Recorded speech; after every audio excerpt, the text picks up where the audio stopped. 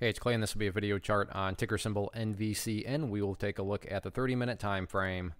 Real quick, what do I mean by 30-minute in case maybe you're new to charts? Instead of each one of these candlesticks here representing 1 day's worth of price action, which is what you would normally see, each one represents 30 minutes. So while this here may look like several days worth of time, it's actually today's price action broken down into 30-minute time slices. I like to do this time frame. I think it's a good job of telling the quote-unquote story of the price, and just makes mapping out levels of support and resistance a bit easier to see. I don't mean to state the obvious, but I will anyways. Very nice movement today, not only from a price action perspective, but you look down here at the volume, and by far the biggest volume this chart has had for quite a while. So a lot of eyeballs on this one, so let's map out some levels of support, and then we'll talk areas of resistance. So the first level is we'll start off with resistance actually, because that's pretty straightforward, and that's right up there at 0.038.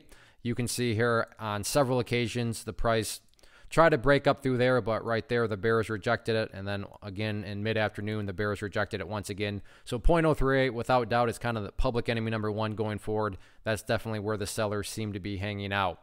Now let's talk about the levels of support. First level of support is what I would call the ideal level, meaning if you say, hey Clay, what would make this chart look the absolute strongest?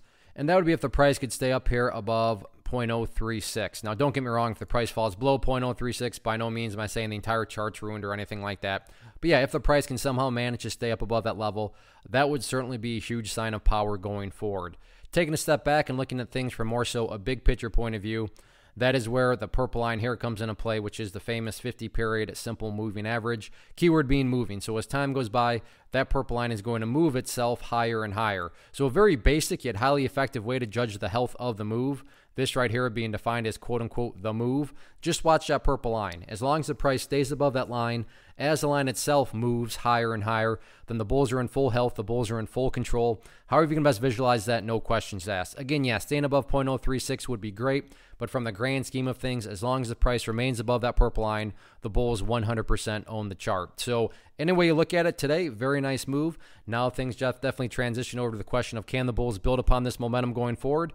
We shall see. One of the biggest questions that I get is, hey Clay, how do you find the stocks that you trade? So what I've done is put together a free resource guide where I talk about the tools that I use to locate stocks that I find interesting and think may have potential. So if that sounds like something that could add value to you as a trader, then click on the image that is up on the screen right now and I will email you the guide. The guide itself is very short and to the point, and best part, it's completely free. Thanks for watching the video. Let me know if you have any questions.